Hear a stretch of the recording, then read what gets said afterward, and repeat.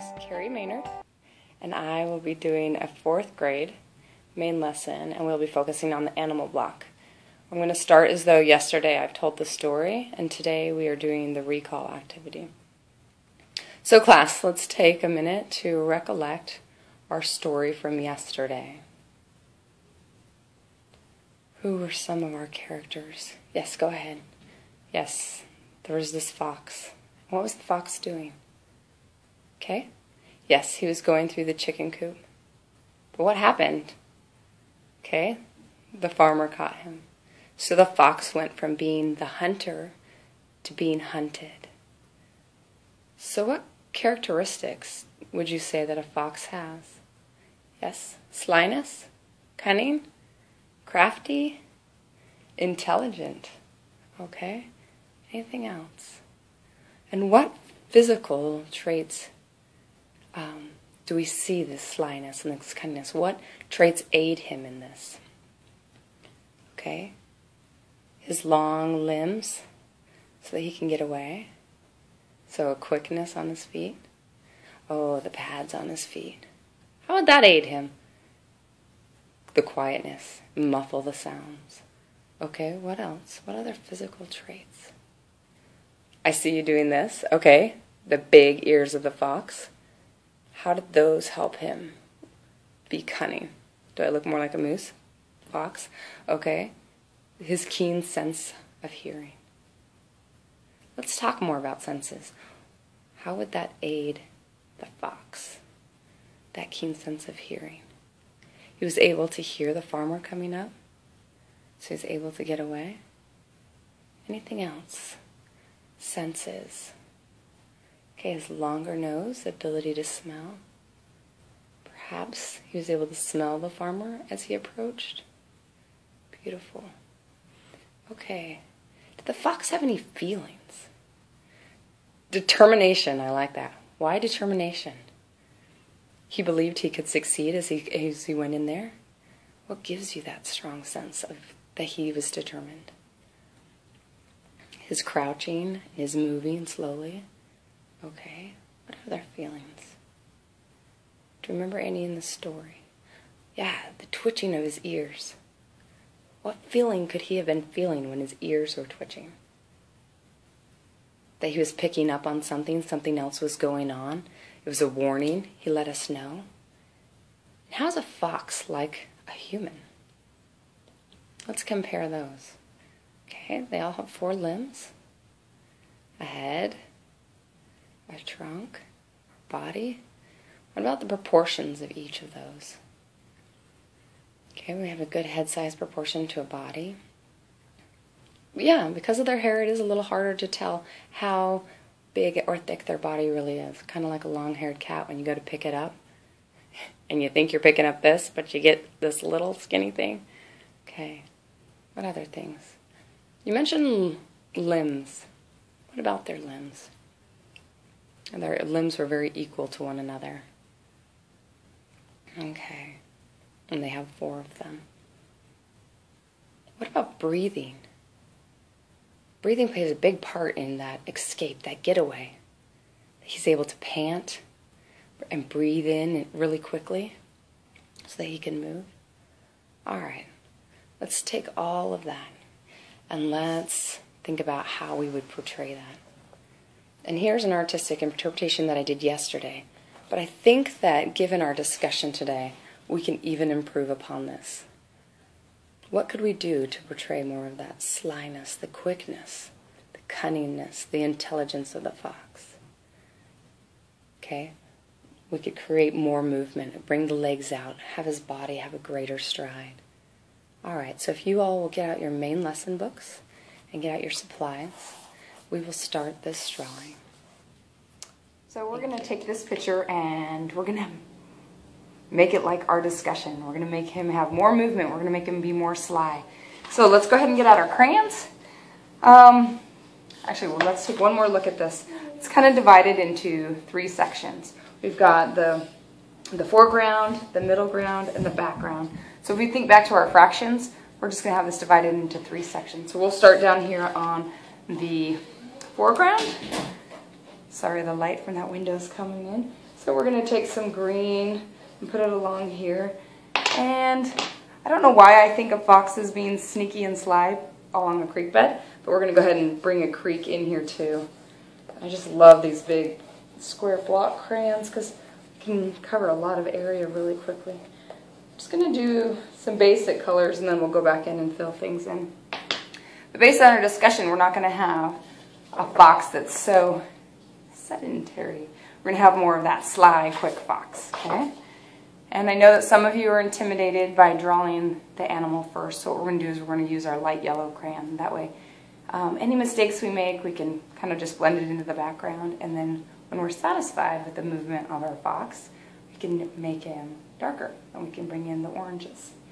So, we're going to think about him. He's on the run, so we're going to think about his body outstretched.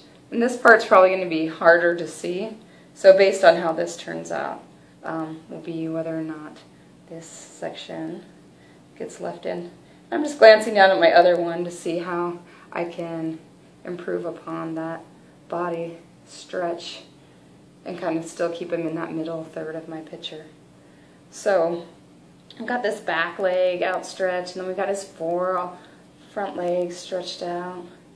And foxes have that big bushy tail, so we're going to take that and make a really big bushy tail right behind him. And then let's bring his head out of there. Do a nice little circle here. Don't forget those pointy ears that I sometimes look like a moose, I guess. And we'll bring those up here in the front. And that long nose that can smell things. It's got that good heightened sense. So there's our fox outstretched in there. You probably can't even see that at all. Well, we're going to go ahead and add some orange to him so we can see him a little better. We'll bring some. And as fox's legs come down, they tend to get a little bit darker, so we'll add some darker brown or maybe even some black. And their underbelly hair, remember how we discussed, like, we're not quite sure how big a fox is because its hair is quite long. So we'll have to think about where that underbelly hair goes. Let's have two legs coming up here in the front. He's just really, he's really on the run, but we're going to have our back legs almost flush with each other, like he's really pushing up. Bring some orange into that head.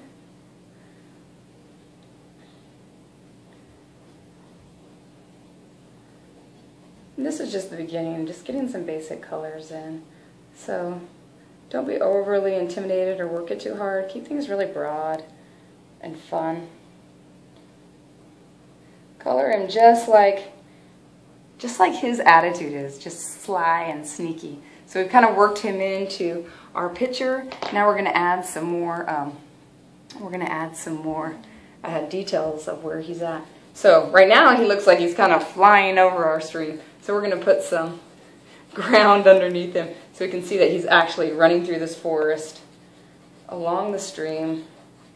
Maybe the stream is even disguising his movements because we got something that has some volume, some literal volume, some noise coming, so we can't hear that. And I'm going to pay a little more attention to keeping that in front of the window. And then let's bring some trees up out of here because we do want it to be a forest. That's what gave the fox the access to the farm, was that there was a safe corridor for him. And the reason I shared this story is because I think when we have actual one-on-one interaction with an animal, they become that much more fascinating. So having seen the fox, having had it sneak up onto the farm, makes it so much more real to us. That we are living with these animals, they are amongst us whether or not we see them. And it was just so fascinating to have the fox that close by where we could almost see it. Then we're going to put some branches on there because it is springtime.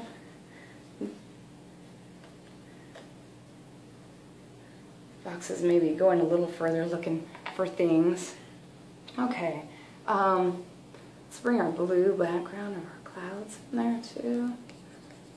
I just like doing a real light wash of the blue in the background so that everything can be worked over. We can do more and more trees. Make sure I'm centered over that window. Sorry about that glare. Sometimes filming things, you don't get the ideal situations. And because there's not just one kind of tree, let me bring that a little forward. There's not just one type of tree. We're going to do some cedars because there's a lot of native cedars around here, and we're all very aware of those. So we're just going to bring it right out of the background. And cedars kind of being like Christmas trees, but really craggly. We're just going to go back and forth with the broad edge of our crayon to just kind of bring out that crazy shape of the cedar. And I'm going to bring in a couple of them, so let's bring another one right behind him. And to create that real sense of depth, we've got to kind of stagger our trees. We don't want them all lined up right back here, background, you know, trees. We want to move things around so that we can create this sense of depth in our pictures too. So I'm actually going to overlap this tree with that one. And then I'm going to bring in my darker brown to make the trunk of those. And their roots are really kind of crawl off in different directions. As you guys have observed, that the cedars really just kind of, they have that really shaggy bark and then real craggly. Maybe bring a little up into the tree because you can always see some branches. Maybe bring that a little bit closer so you guys can see it. Fox is looking a little cat-like, spry like that.